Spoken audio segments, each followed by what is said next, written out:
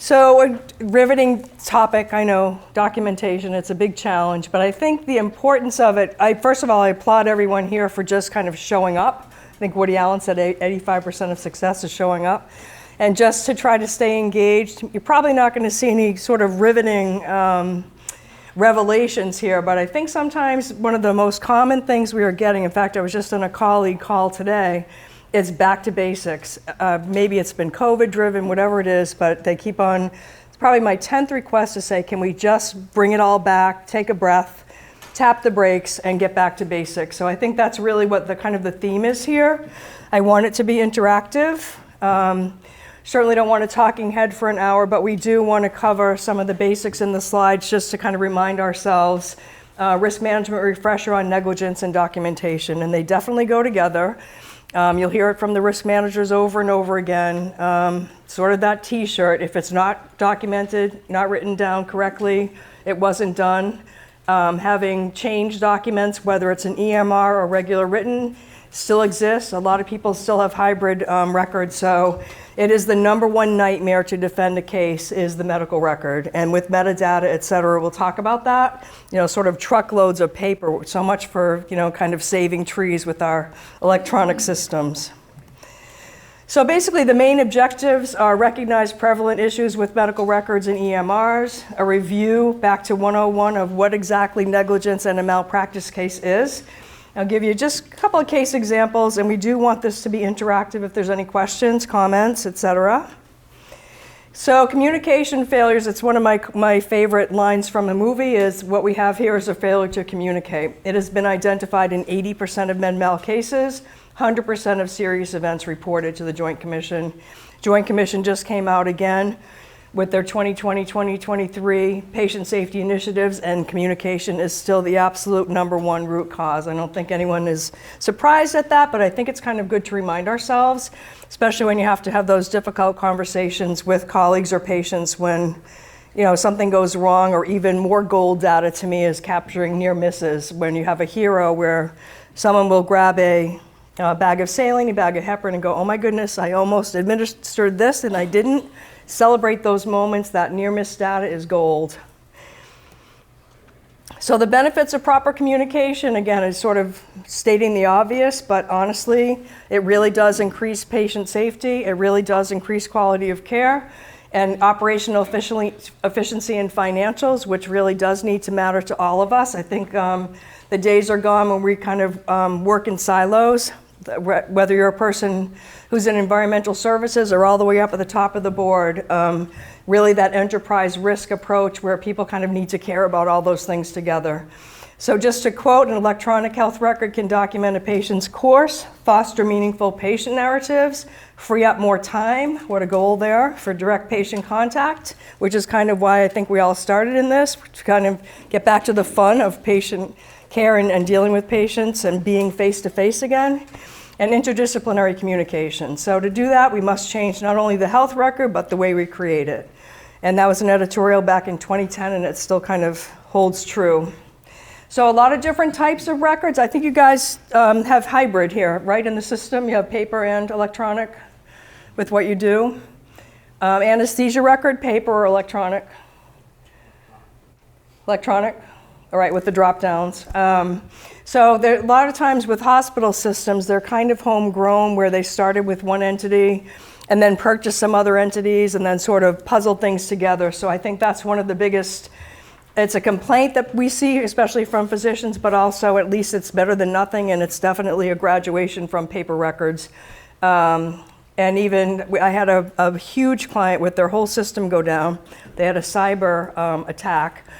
And they had a bunch of new nurses and were absolutely panicked because the computer systems were down for electronic documentation and the OB unit. I was like, and they literally called me in real time and said, we're panicking here. I was like, and they had 4 people in labor. I said, keep those strips, keep the paper, label them, create a file, talk to pharmacy. Pharmacy was running and doing manual delivery of meds, and I mean, you really do have to have that almost as a plan A, not a plan B, to assume that your electronics are going to go down, and that's a whole other, sort of presentation. But you really have to be incorporating that into your emergency planning.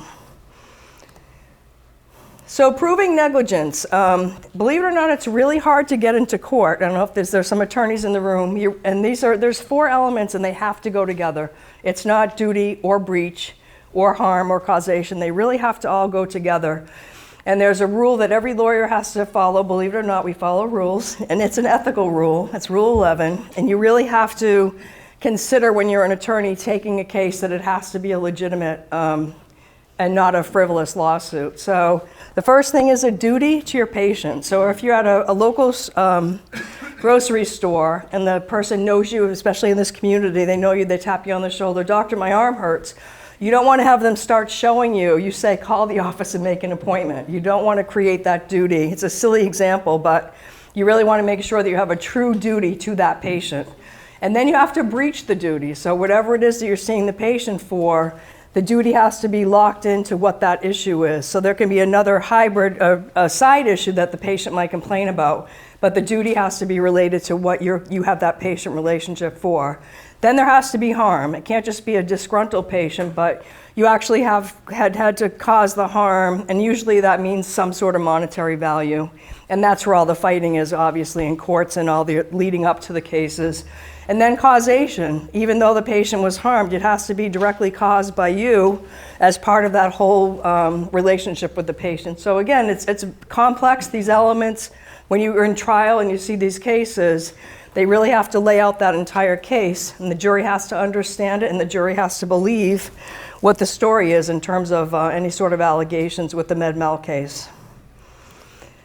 And the standard of care in general, you don't have to be Einstein. You really just have to act reasonably, and like any other prudent practitioner in your community. It is not perfection.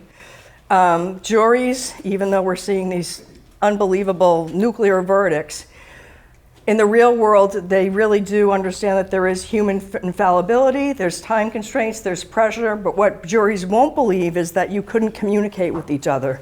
I've got 3 toys up here, just regular. They're not going to believe that you didn't have a way to communicate back with them, to communicate with each other in terms of the medical team. I've got tablets, laptops, phones. Kids are, 2-year-olds can actually operate a phone.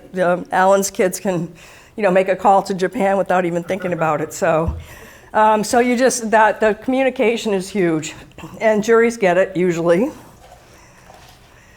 So there are top 4 disasters, and there is one seminal case from 1984 where documentation, they are saying, actually did kill the patient. And you look at this, I feel guilty when I show this slide because I'm the world's worst handwriter.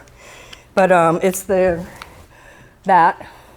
Might look familiar to some people, but it's mixed messages, and they had a bunch of very tired medical residents in New York who were cutting and pasting and mixing up handwritten messages. It was considered incomplete, inaccurate documentation, misplaced and conflicting information. It was a huge case, but it was the first one to say that a lack of proper documentation really did kill the patient. So the devil's in the details for discovery. I don't know if anyone in the room has had to deal with actually responding to discovery, to a legal request. I know there's some attorneys in the room that do that for a living, but it's kind of a nightmare. There's rules in all 50 states that govern disclosure of any and all items contained in medical records, and now we know the plaintiff's attorneys are savvy enough to say, I don't just want that medical record that's sitting in medical records. I want all the metadata. I want the emails, the texts, deleted emails, deleted texts, et cetera. So when you have a medical record request, it is a sweeping request now. And so now discovery has become e-discovery, and basically the plaintiffs want everything, and if they're a smart plaintiff, they'll try to get it. Handwritten notes, personal journals, texts, personal and doc halo documents, orders, laptops, tablets, websites. In other words, you can't be naive. The minute you click anything, you need to assume that that's permanent metadata. Social media, by the way, everybody should be Googling themselves once in a while. One of my friends who's an attorney in my neighborhood said you should actually be checking about, if you're active on social media at all, you should be actually checking yourself probably every couple months, and just to literally, sometimes you have similar names and some other name might be on your social. So we can't be naive about what's going on with social media. Badge access, video surveillance, cell phone records, et cetera. So strong state law for civil cases. 2014, Massachusetts, that happens to be where I grew up. Plaintiff's attorney can go beyond the EMR and access related data outside of the EMR, and it imposes obligations on owners of information. So think you own the medical records, but your patient owns the data. And we're seeing a lot of allegations come out now with spoliation. It's called spoliation of evidence, where there's delays and the patients are really making a case for allegations where there's been delayed medical records, especially I've got a behavioral health client, and I think COVID just sort of drove that, where the physician was working from home, doing telemed, et cetera. Their records are located in a different place. A lot of these are New York cases. And so the patients are getting impatient for wanting to get their records, especially if they're changing physicians, et cetera. So there are obligations on the owners of the information, which is here, you guys. Think IT medical record department, PACS, and the radiology system, et cetera. So we know that there's sort of an aggressive movement by plaintiffs for that. Audit trails, metadata. Again, the point of this slide is to just not be naive. Every time you make a click, it's somewhere forever. Pharmacy, clinical notes. I talked about fetal monitoring strips, et cetera. A lot of times a medical record will have a correspondence section. So if you do have things, if you happen to have a big correspondence with your clients, with your patients, it's okay to actually label that as correspondence versus the clinical side. Sometimes psychiatrists will do that especially. So printed EMR, just the beginning. E-discovery, audit trails include who, what, when something was changed. And if you can't read this silly, you can guess what this says. It's like Jay Leno in his garage the other day, right, with the blow up. It's our new security software. That's what happens if the system detects unauthorized access to patient records. But all kidding aside, HIPAA is still real. It needs to be. It protects all of us. But the unauthorized access, and it doesn't always have to be intentional. Yeah, Mike, question. Oh, by the way, my two colleagues here are Mike and Alan. I meant to acknowledge you, so. Can you just share some examples of metadata? Yeah. So metadata is, a real simple example would be a bunch of emails on the phone and you delete them all, they're not deleted. You delete them and you delete them again and you permanently delete them, they're not deleted. It still exists forever in the universe. So, and those audit trails, they have such sophisticated, especially hackers, have such sophisticated ways of tracing it, down to the dots and dashes in the original data, the I's and the E's. So a little bit scary. And I think most of us kind of go through our day and through our world not being kind of naive about it too. So I think that's another reason where we kind of put this kind of front and center to remind all of us, me included, to make sure that we're aware of that. That answer your question, Mike? Thanks. And there are people, by the way, sometimes the most brilliant people, what a waste of brain are hackers. And so hackers are now getting hired, and the FBI, et cetera, hiring the folks that do this for a living in the sort of the dark side of things. And you need to care about this because your audit trails can be utilized to question your competence or credibility. And it can be used to prove timely and responsible record keeping or not. And the good news is that the major source to eliminate any notions of impropriety is just documenting the right way. So there was an example, sadly. Young patient commits suicide. There's a negligence claim against the primary care practitioner. And during e-discovery, the plaintiff attorney thinks that the record was changed. So the audit trail reveals she created her note 2 months after her patient suicided. And the PCP tried to defend herself and say that someone else accessed and changed or altered the record. The metadata audit proved that she was the only provider with access to chart. So let me take a pause. What do you think that did to her reputation? She might have been the best doctor in the world, but you know, if I'm a plaintiff's attorney, I've got a screen this big in the jury room saying, you know, and it's kind of the reptile theory. If she did this, what kind of a doctor is she? She's probably done something else. That reptile theory is that the plaintiffs profile a physician or a practitioner that whatever the wrong is that they're being sued for, that's only the tip of the iceberg. They must be a bad person, a bad doctor. It's a terrible theory. It's taken off and it's used all the time, and that's why we're seeing these nuclear verdicts. So again, I guess the message is to protect yourself That's not selfish, it's actually being a good professional. So, the impression by the jury was that she's not conscientious, she doesn't care, she's lazy, she was too busy, she was guilty, that no one believed her, and what else has she done over the years? And this, by the way, this could have been the best practitioner in the world who had a really bad day at the office, but that's just glaring. There's no way to defend a note that was 2 months after a suicide. So we talked about reputation. Oh, that was the other thing in this case. Good for the RNs. They were the ones that actually documented in real time. Bad for the physician, and this could have been, obviously the scenario could have been reversed as well for the rest of anybody in the team, but that's actually what locked the door on her credibility, was that the nurses' documentation in real time were completely different than hers. And it pits teams against each other. That's the last thing we want to do, especially if there's no other lesson I think that COVID taught us, is that we are wired to be together. And we're all in this together, and teamwork is just so important for not only patient safety, but for ourselves. So once credibility is lost, almost impossible to fix at trial. Templated material. I'm guessing you guys use some templates. It doesn't mean that they're evil, but VA study, now 75% of their charting contains templated material, 82% of residents' notes, 74% of attending physicians are 20% or more copied and pasted materials from patients' records. Again, it's not so much that it's evil, it's just an idea that you want to be really, really particular about it. And CMS is all over it as far as especially copying materials for reimbursement purposes. I had a client that's an excellent client, very conscientious people. One particular staff person who's no longer there did enough copying so that it triggered an audit, and they're still going through it. And it wasn't necessarily a person who was ill-intentioned, it was just trying to get through the day. We all know how crazy busy everybody is, and they just triggered a really big audit. And when you get that audit, then they go back. So really, really hard to defend, very costly. It costs them hundreds of thousands of dollars to pay the fine, and this is a really good group of people.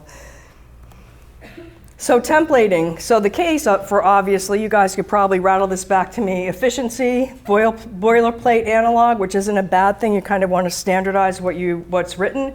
Consistency, checklist, especially in the OR, anesthesia, et cetera. But there's definitely need for caution here. Artifacts, incomplete information, copy-paste errors, conflicts with templated matter versus your clinical assessment, which needs to be in real time. Potential fraud and abuse, I just gave that example. So, review of symptoms, this is one example where constitutional negative, neurologic negative, cardiovascular negative, respiratory negative, GI negative, GU negative, family history negative, social history, patient advised to cease smoking if smoker, if not, advised to remain smoke-free. Literally ripped from a legit record of ours, one of our clients. Versus 25-year-old male, concerns with large amount of blood in toilet during bowel movements, further describes 1 week onset of 3 to 5 dizzy spells, quickly resolved within. Same progress note, same record, literally one note then the other. And again, a good note kind of harms the credibility of the bad note, so it's not easy. We get that people are very busy, but you really have to, in a way, be selfish with your time and make sure you're doing it right. So use of personal dot phrases in the ER. The examples, document created using Dragon medical voice recognition. A lot of people use that here. Yeah, again, it's not an evil thing. Actually, Dragon's been around for a while, but transcription errors have been known to occur. While effort is made to ensure accuracy, there are some errors. So one of them was this provider does not have oversight of the APP, has not reviewed their documentation. This visit is occurring during the coronavirus pandemic and during a federal state of emergency. Usual resources may be unavailable. Standard procedures may be modified in light of potential reductions in staffing, resources, meds, and capacity. Patient seen and treated independently by APPNP without my personal involvement. Note assigned to me to co-sign her hospital rules. Jousting in the chart, always dangerous, finger pointing, etc. Take a pause. If you're upset, especially that last quote, take a breath. It's worth it. It's worth the time to do it right. Have a conversation with a peer if you want to sort of run by what you want to say in the documentation. You can certainly talk to a peer without giving out actual names, etc., if you want to run a scenario by. So just kind of use your resources, use each other to do it right. Copy and paste, a remedial hazard of electronic health records. One of the most egregious dangers. I'll let you read that for a second.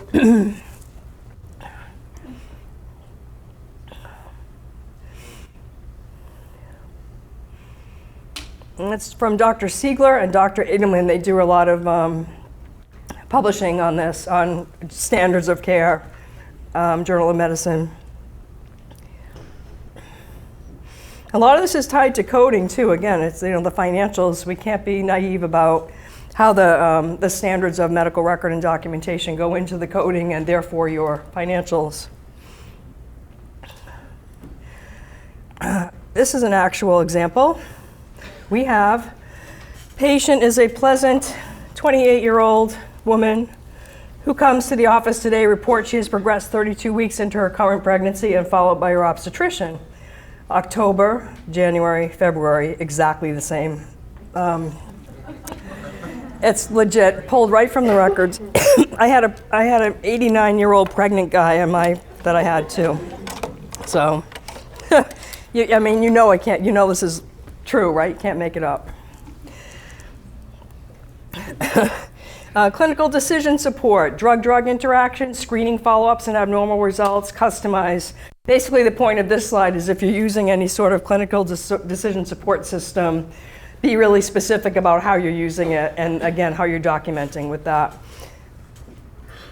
And Doc Halo, excuse me, I think I'm allergic to Georgia. I don't know. I really like it here otherwise. I think the point of this slide is to actually look at the points on the slide. So if you have Doc Halo, the purpose is to facilitate communication, MD to MD or physician to nurse. It is discoverable. There is no protection as to the context of the text, even if things are deleted. It is a communication tool. Please call me about septic patient ED4, Joe Smith. Not a documentation tool, so think of it as actually like a real telephone. Does not upload to the EMR, nor do I think you want it to be. And it does not copy and paste your Doc Halo text into the EMR. You cannot provide orders via Doc Halo. Really, really important to make sure that a system like Doc Halo is used the right way and for its intent, because it is discoverable. Excuse me. And pointing blame in the medical record, again, that sort of jousting, it's really makes it almost impossible or impossible to defend. I sent the provider a Doc Halo at 7:30, asking when the patient was going to be seen. After 30 minutes, no response. Sent a Doc Halo to the medical director, who is now on call to see if he was briefed on the patient. He knows nothing about this patient. I called the floor in attempts to locate the provider. The staff reports he left 30 minutes ago. Extremely damning note. I think that's pretty obvious. Is it that far-fetched, do we think, the note like that? Clearly a frustrated practitioner. We saw a lot of examples of something like this, especially COVID just was like lighting, match to a flame. But really, this is if nothing else, remember that this is not the way to do it. Certainly, Doc Halo is a great tool to use as long as it's the right way. Question? Any comments? Yeah? Doc Halo automatically deletes, say, after 7 days with our system, but you're saying they can still find that message. Is that correct? Yeah, you want to repeat, please? Thank you. Our Doc Halo. You have to sing. Doc Halo self-deletes the message after a couple of days. You're saying that a hacker or a forensic guy or gal can find that Doc Halo Absolutely. going back forever. That's metadata. Absolutely. The definition of it, an example of that. So the real message is use it right. You guys have a great tool that's supposed to make quick communication, help facilitate, help make your life easier, but you got to make sure you do it the right way. So our Doc Halo currently is good for 30 days. And after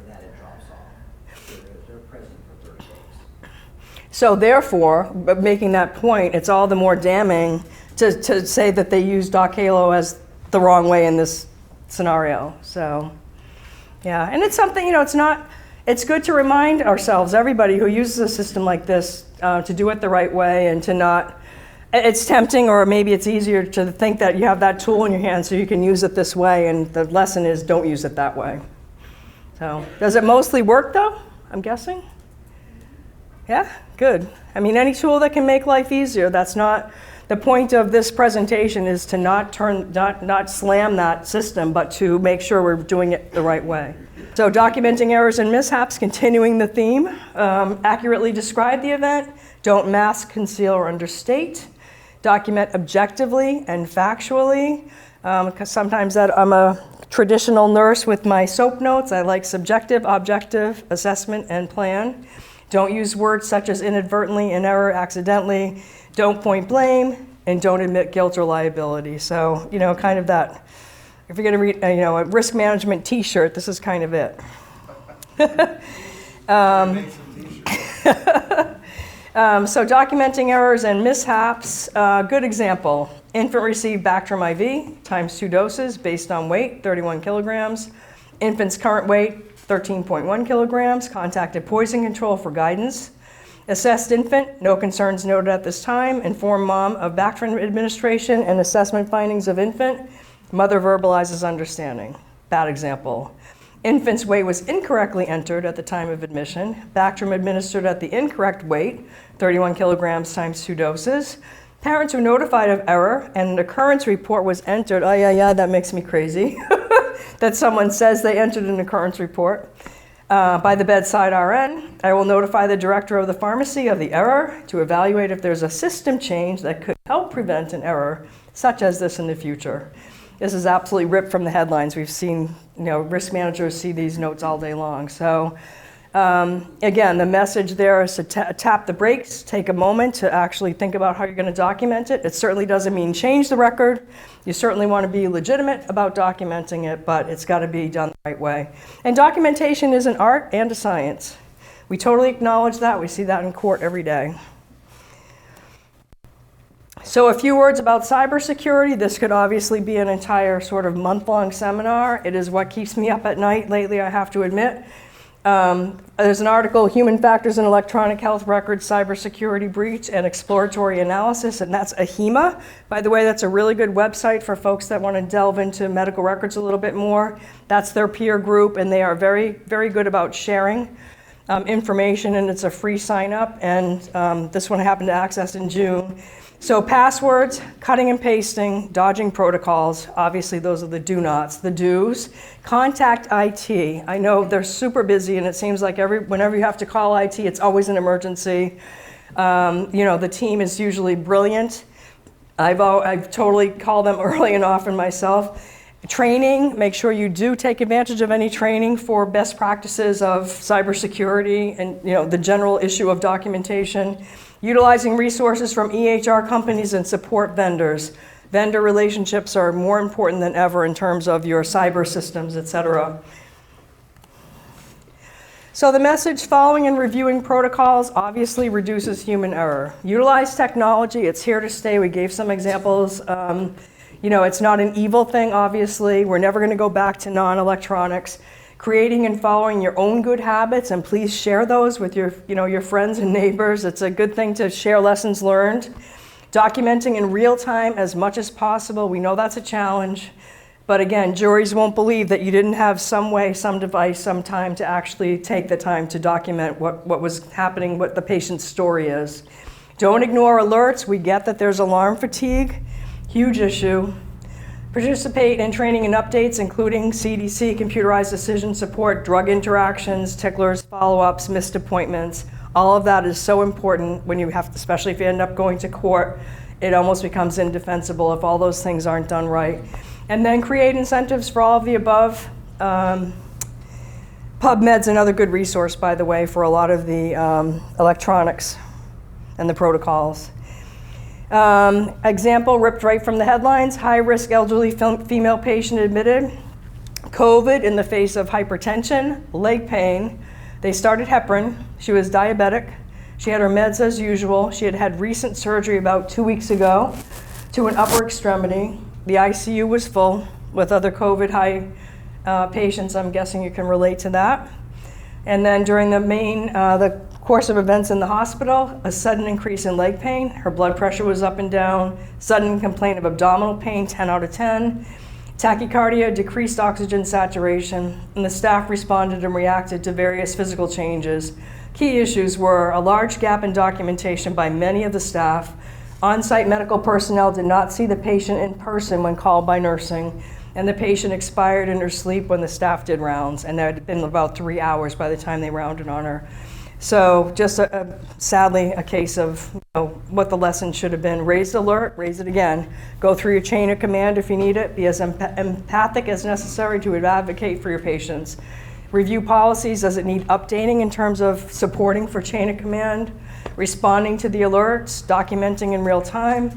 Outcome may not have been different, but in this case, it does make a difference. It became an indefensible accusation of negligence and a defensible outcome of an unfortunate patient in the face of COVID.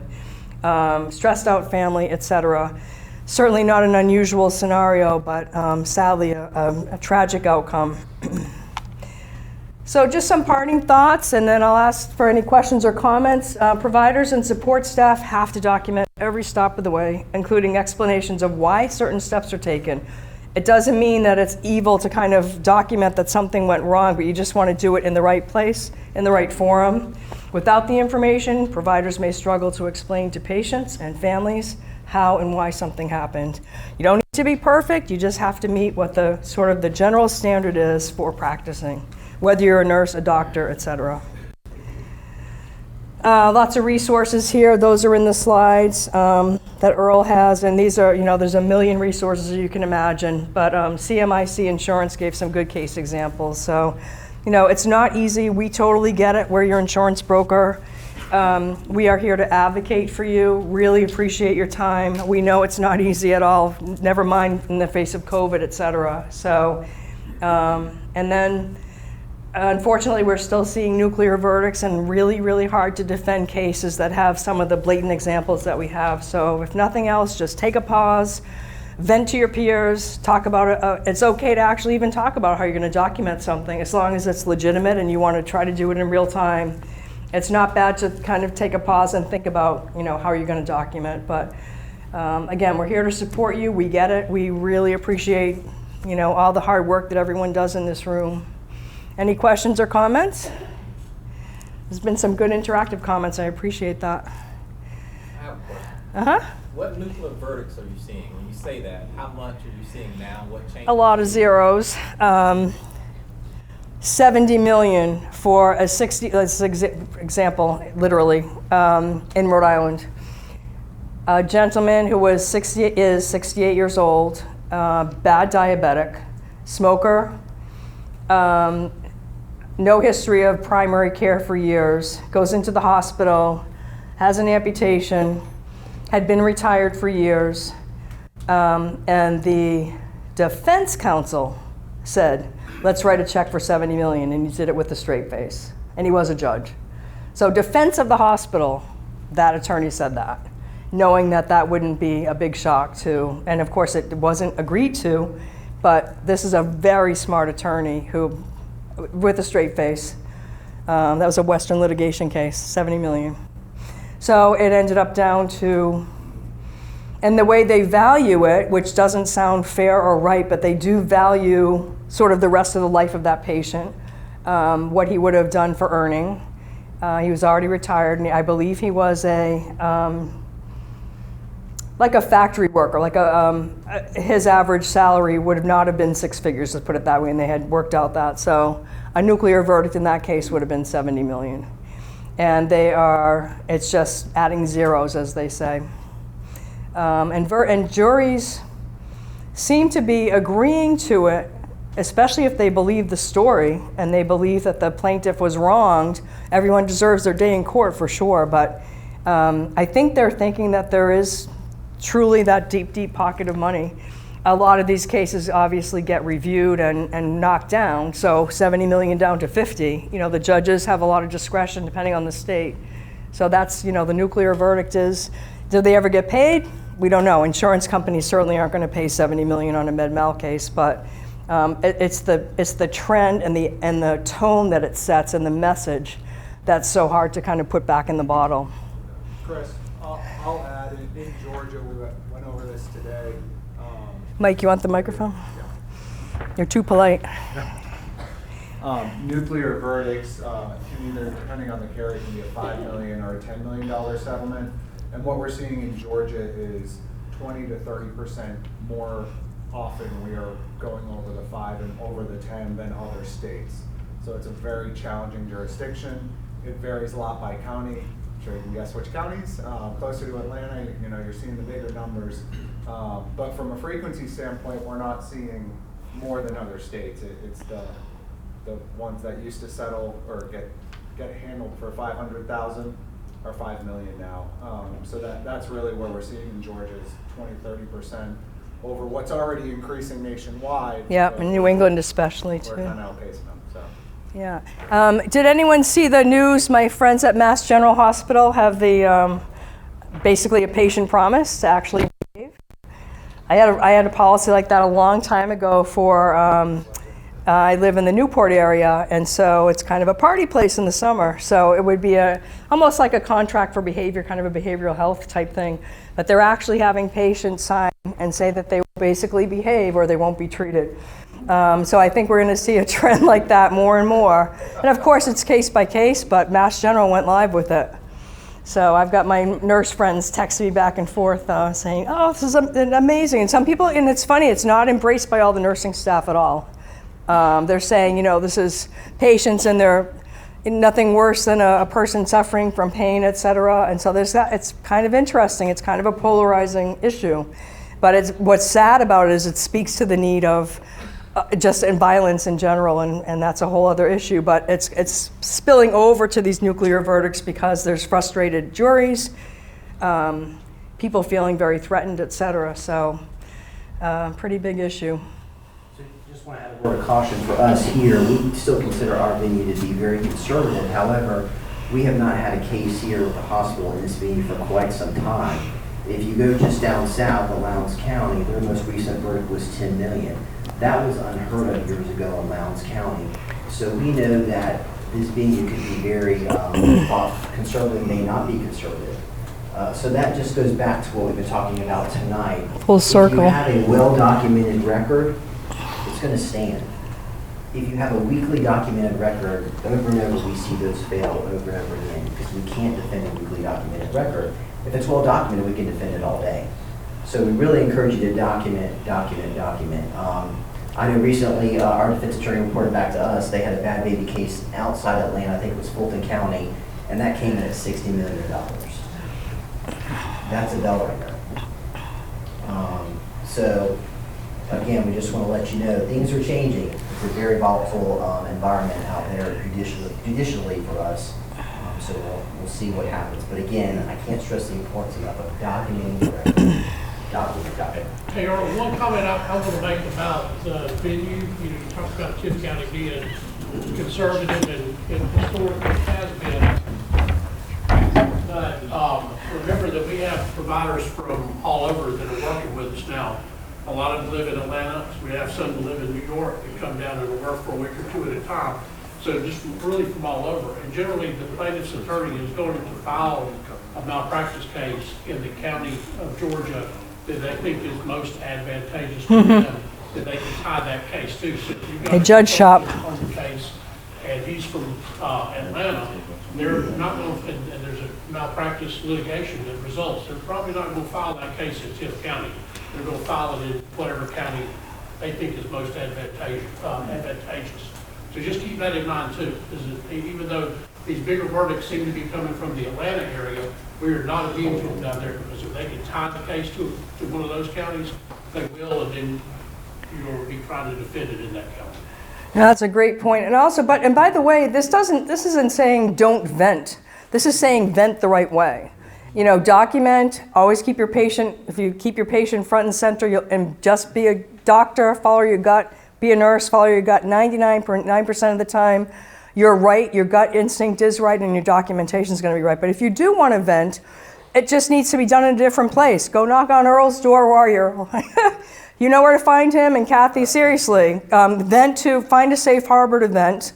Especially if the patient is, if you have some time for the patient's record, I'd rather see you tap the brakes and take a little extra time, take an hour, figure out how you want to document it. It doesn't mean you're changing the record, it doesn't mean it's fraudulent, but to tap the brakes and do it the right way, and then if the scenario's pretty egregious, Earl will go, you know what, we probably should talk to the chief, or we should probably do an incident report. Let's tap the brakes and figure that out.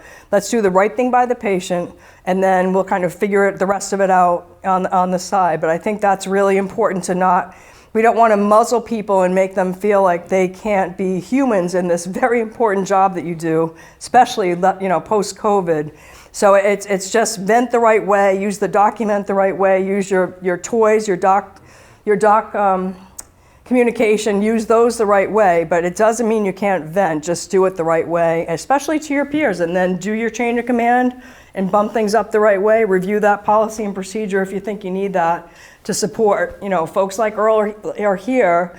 It's kind of a risk manager's job. One of them is to protect the bottom line here. We want the lights on. It's not serving your patients well if there's so many issues going on that the lights are going to go out and they're going to lose your license, et cetera. So it's actually serving patients well to do this the right way and then find the right place to vent, because issues happen, we know that.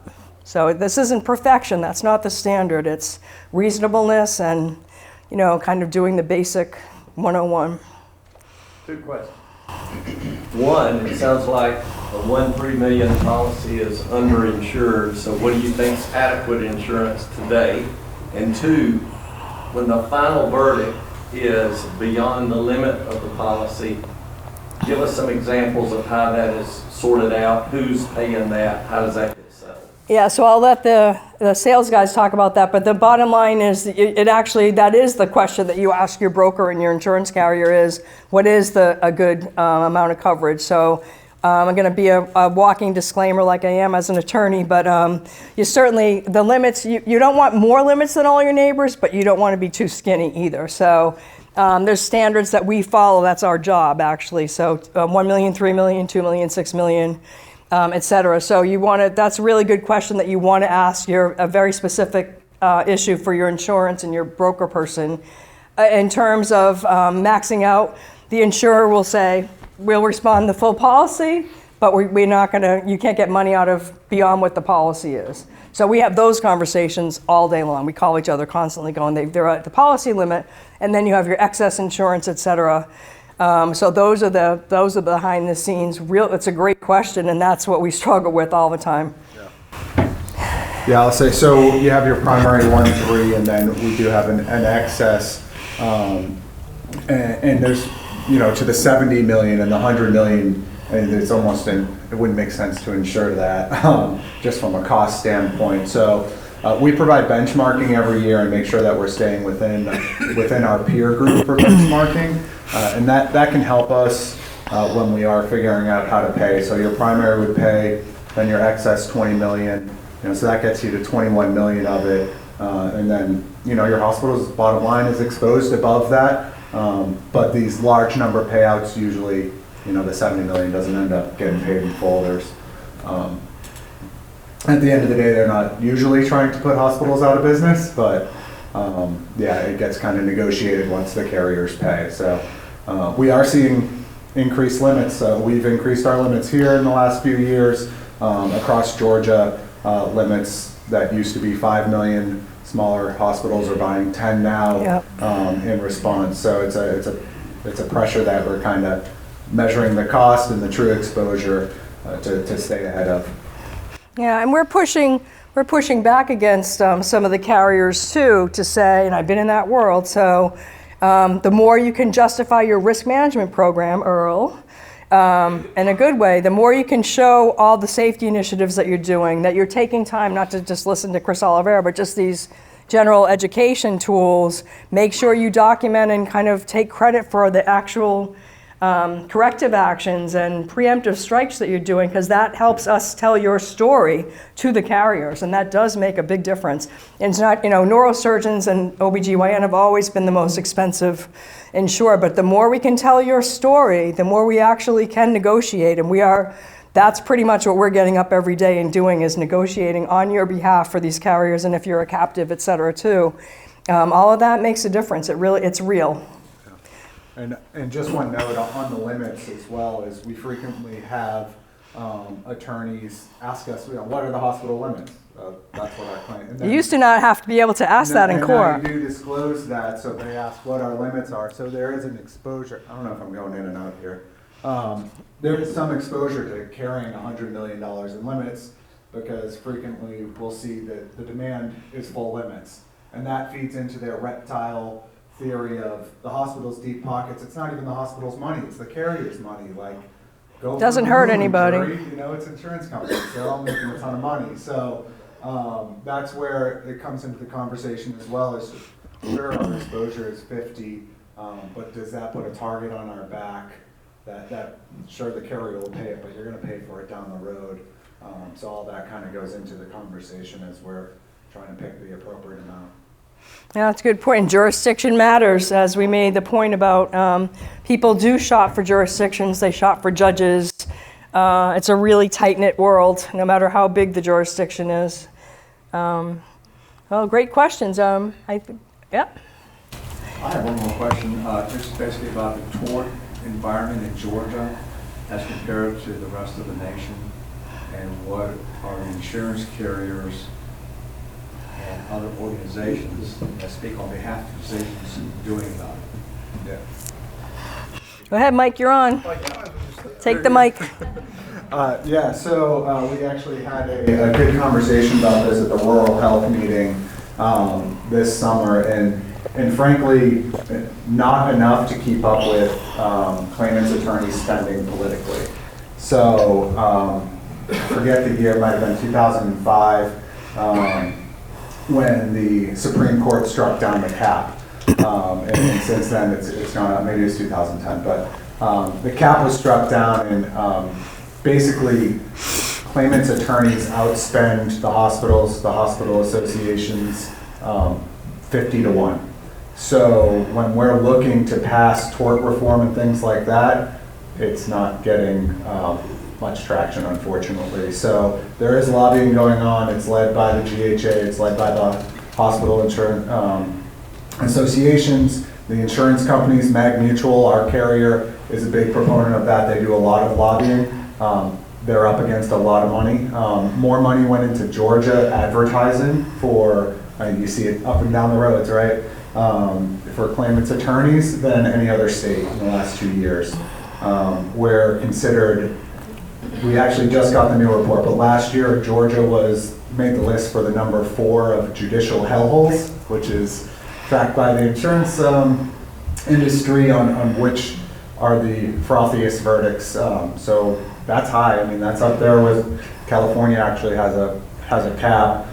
So it's worse than some of the states that would come to mind. New York is ahead. New York, but, Massachusetts too. So what's going on is lobbying to try and get some sort of effective tort reform, but frankly, right now there's not a lot of progress right there. Yeah. So the Georgia Society of Healthcare Risk Managers had their meeting in the summer, and one of the most riveting presentations was a jury profiler.